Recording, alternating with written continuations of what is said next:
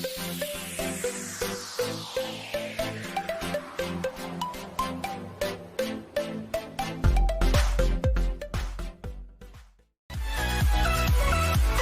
dosen pengampu Ibu Tati Fidianasari SPTMT, mata kuliah Anatomi dan Fisiologi Ternak.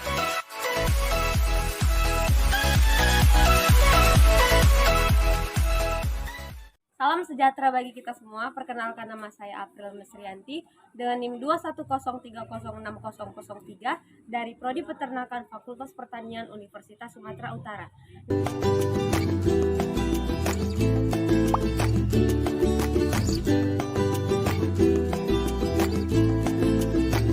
Di sini saya akan menjelaskan organ dan fungsi dari hewan ruminansia. Yang pertama ada rongga mulut atau kafum oris. Organ mulut sapi terdiri dari dua organ sistem pencernaan penting, yaitu ada gigi atau dentis dan lidah atau lingua. Gigi membantu mengunyah makanan sapi, sedangkan lidah membantu mengatur letak makanan serta menelan. Di dalam mulut terdapat saliva, adalah cairan atau enzim khusus yang dihasilkan oleh kelenjar khusus pada sapi yang kemudian disalurkan ke dalam rongga mulut. Saliva berperan dalam proses pencernaan kimiawi. Selanjutnya ada kerongkongan atau esofagus. Kerongkongan atau esofagus ini merupakan saluran organ tubuh pada sapi sebagai penghubung antara rongga mulut dan juga lambung. Pada saluran ini makanan hanya sekedar lewat dan tidak mengalami proses apapun. Selanjutnya ada lambung atau ventriculus. Makanan akan digerus pada lambung. Lambung sapi dapat dibedakan menjadi 4, yaitu yang pertama ada rumen. Rumen berfungsi sebagai tempat penyimpanan makanan sementara yang telah ditelan, sekaligus tempat terjadinya fermentasi hijauan yang dibantu mikroba seperti bakteri, protozoa, dan juga fungi. Rumen menghasilkan VFH atau asam lemak terbang. Kemudian pada saat sapi istirahat makan akan dimuntahkan kembali ke dalam mulut atau regurgitasi dan akan dikunyah kembali atau remastikasi. Kemudian ditelan kembali yang dinamakan dengan proses redeglutatasi. Nah, kemudian masuk kepada retikulum.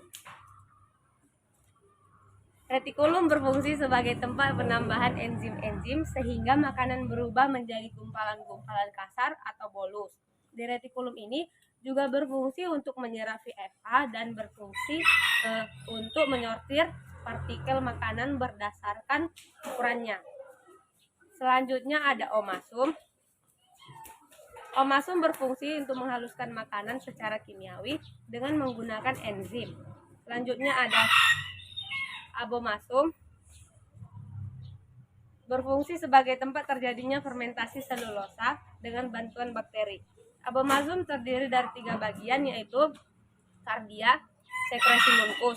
Kemudian ada fundika, yaitu ada pepsinogen, renin HCl, dan juga munkus. Dan yang terakhir yaitu pilokorika atau sekresi munkus. Di abomasum terjadilah pencernaan secara kimiawi dan enzimatis yang memungkinkan sari makanan dicerna dan dapat diserap dengan baik. Selanjutnya ada intestinum tenue atau usus halus. Hasil pencernaan makanan akan diserap oleh usus halus atau intestinum tenue. Berfungsi menyerap sari-sari makanan yang telah diproses di dalam lambung. Sari-sari makanan itu akan diserap kemudian diedarkan ke seluruh tubuh di dalam usus. Di dalam usus halus terjadi proses pencernaan absorpsi dan fermentasi. Terdiri dari 3 bagian, yaitu yang pertama ada duodenum. Duodenum adalah usus yang berbentuk seperti huruf U, berfungsi untuk mencerna makanan secara kimiawi dengan bantuan enzim-enzim pencernaan yang berasal dari pankreas. Kemudian ada zezdenum, lanjutan dari duodenum, berfungsi untuk melakukan pencernaan dan penyebaran berbagai komponen terutama air, karbohidrat, protein, dan juga vitamin serta komponen bersifat lipofilik. Yang selanjutnya ada ileum yang bermuara di sekum, berfungsi untuk menyerap komponen makanan yang tidak diserap oleh jejunum. Selanjutnya ada intestinum crassum atau usus besar. Ukuran usus besar itu sendiri terdiri sampai dengan 1 meter. Di dalam usus besar akan terjadi penyerapan air dan melakukan penyerapan berbagai jenis vitamin, mengurangi keasaman. Nah, yang keenam yaitu rektum, bagian akhir dari usus besar. Bagian ini feses tersimpan sebelum dikeluarkan melalui anus. Bagian rektum dilapisi oleh mukosa dan juga pembuluh darah. Di sini juga terjadi pengontrolan otot sehingga feses segera dikeluarkan melalui anus. Dan yang terakhir ada anus. Sisa ampas makanan akan dikeluarkan melalui anus.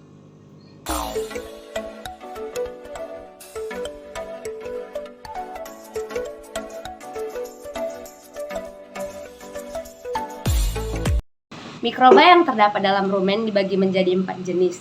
Mikroorganisme anaerob yaitu bakteri, protozoa, fungi, dan mikroorganisme lainnya seperti virus. Yang pertama yaitu bakteri. Bakteri merupakan biomasa terbesar di dalam rumen.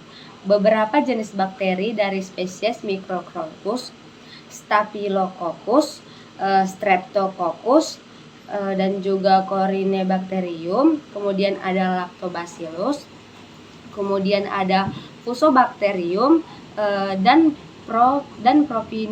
Propionibacterium ditemukan menempel pada epitel dinding rumen. Di samping itu terdapat spesies bakteri metanogen yang hidup menempel pada protozoa.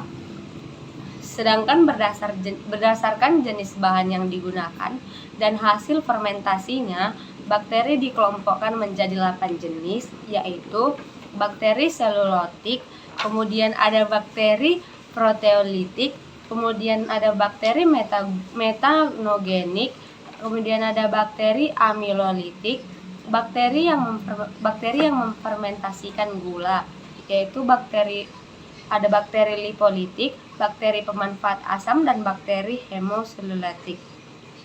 Yang pertama yaitu ada bakteri selulotik. Adalah bakteri selulotik menghasilkan enzim selulose dari hidrolisis glukosa. Dapat menghidrolisis hemiselulosa. Keuntungannya dari bakteri ini, energi atau ATP yang dihasilkan cukup digunakan oleh bakteri itu sendiri sehingga tidak mengurangi pemakaian energi oleh ternak.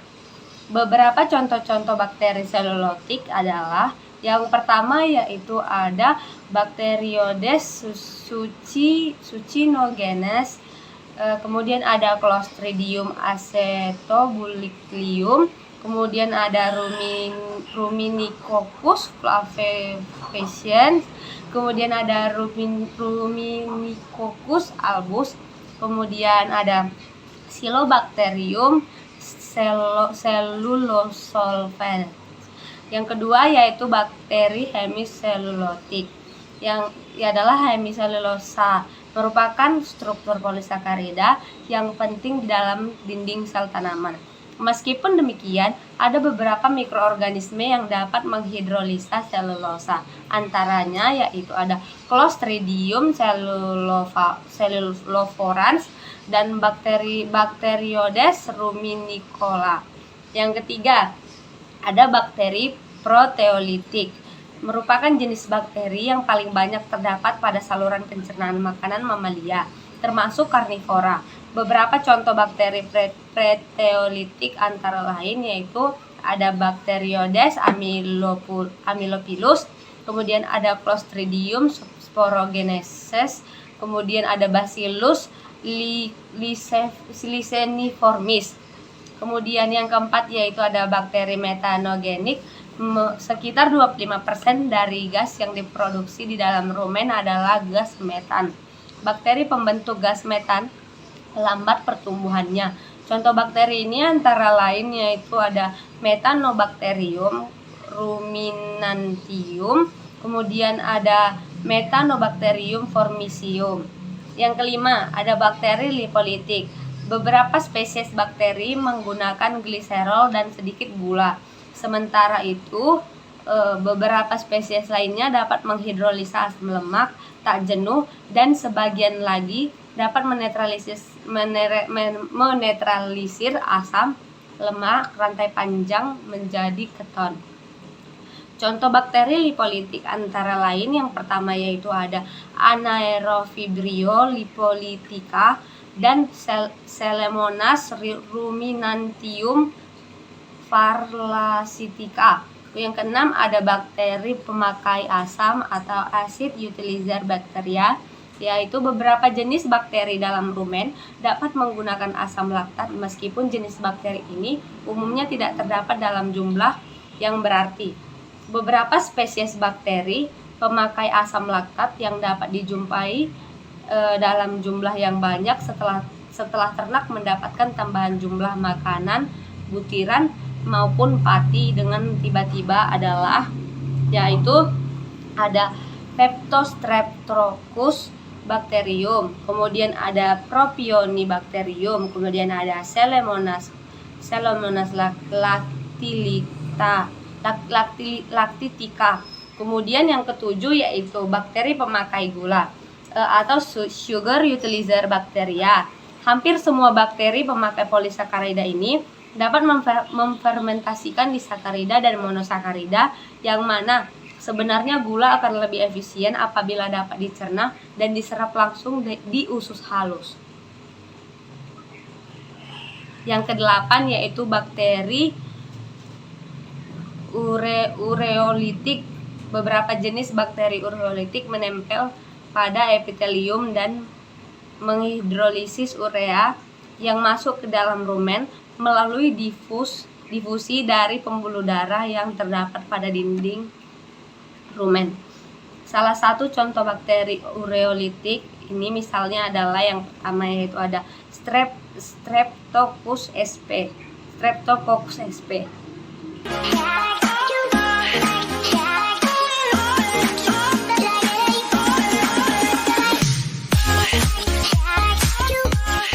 Baiklah, saya akan menjelaskan proses perjalanan pakan. Proses perjalanan pakan yaitu makanan dikunyah di dalam mulut, kemudian masuk ke esofagus untuk disalurkan menuju lambung. Dari esofagus, makanan masuk menuju rumen, kemudian diproses di rumen ini adalah makanan dicerna dan menjadi bubur dengan bantuan gerakan mengaduk oleh dinding rumen pada saat sapi istirahat. Pakan yang ada di dalam rumen akan dikembalikan lagi ke mulut untuk dikunyah. Di dalam rumen, pakan akan dibentuk menjadi gumpalan-gumpalan yang masih kasar atau biasanya disebut dengan bolus. Bolus akan dimuntahkan kembali ke mulut dengan yang dinamakan dengan proses regurgitas untuk dimamah 2 kali atau dikunyah kembali atau dengan proses remastikasi. Kemudian bolus ditelan kembali dengan proses redeglutasi. Selanjutnya bolus tersebut dicerna lagi oleh enzim-enzim mikroba rumen. Namanya berubah menjadi digesta. Setelah itu, makanan akan diteruskan menuju retikulum. Di retikulum, makanan difermentasi dengan bantuan bakteri anaerob dan juga protozoa. Terjadi proses absorpsi dan penyaringan benda asing yang masuk bersama makanan sehingga tidak masuk ke omasum. Selanjutnya makanan masuk ke omasum. Yang ini. Omasum disebut juga perut buku karena tersusun dari lipatan-lipatan banyak sebanyak 100 lembar. Pada omasum menghasilkan amonia dan mungkin asam lemak terbang. Selanjutnya makanan diteruskan ke abomasum. Abomasum yang ini. Pada abomasum, makanan dicerna dengan bantuan enzim pencernaan pepsin yang dihasilkan oleh abomasum. Setelah makanan dicerna di abomasum, makanan akan dilanjutkan ke intestinum tenue atau usus halus. Intestinum tenue atau usus halus. Usus halus pada sapi panjangnya sekitar kurang lebih 40 meter. Pada usus halus terjadi proses absorpsi dan juga fermentasi. Selain itu terjadi juga penyerapan sari-sari makanan dan pada akhirnya makanan akan dikeluarkan melalui anus.